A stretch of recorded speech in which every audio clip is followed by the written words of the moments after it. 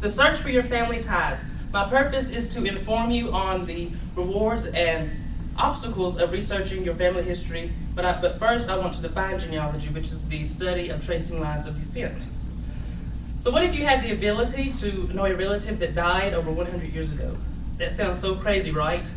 But it's not. With today's technology, we have the ability to go online and find the information to research our family members. According to Cameron Nigro, who is a consultant at the Milestone Division of U.S. History of the New York Public Library, has stated 20 reasons why you should research your family, and those include that you will be wiser and that you can pass down that knowledge. So beginning the journey of tracing your genealogy can be daunting, but we need to take it step by step.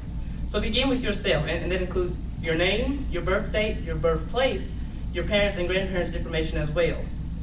And according to Genealogy in Time, there are 3 websites that major genealogists use, and those are Ancestry.com, FamilySearch.org, and MyHeritage.com. I have personal experience with Ancestry and Family Search, but I like Family Search because it is a free version of Ancestry. So now that the basis has been laid to research your family, let's look at the documents to see what we need to be looking for on those actual documents.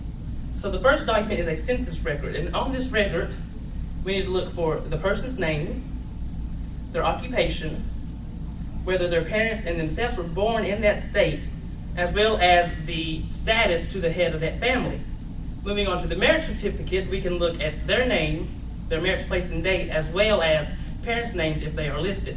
And on death records, we can look at their name, their death date, the cause of their death, their parents' name if listed, as well as where they are buried. And adding this information to your family tree can be very exhausting, but very thrilling and rewarding at the same time. However, there's not always those documents that you need to find, and some obstacles, according to Ms. Nigro, is that if an ancestor does not appear on a document, you can very easily find where they lived and go to that local vicinity and find the records there. Also, common names like John Smith, there are 1,000 John Smiths, but if you have a middle initial, parent's name, and place of birth or death, you can narrow down that search. And you must go back and double check your sources to make sure that everything is correct. And another obstacle is a natural disaster such as a fire. There's a joke that in genealogy, the document that you're looking for has been destroyed by a fire, and if this is the case, you can look for non-traditional records such as obituaries and land deeds, etc. to go find that ancestor. And the last obstacle is race. For centuries in the U.S., African Americans were not documented, so you can only go so far back to research that ancestor. Now, some joys also from Ms. Nigro is that you can pass down this information. Family trees are abstract, which means that you are bringing these people to life. By seeing that document and their name and their occupation and whether they can read or write, that really brings that person to life.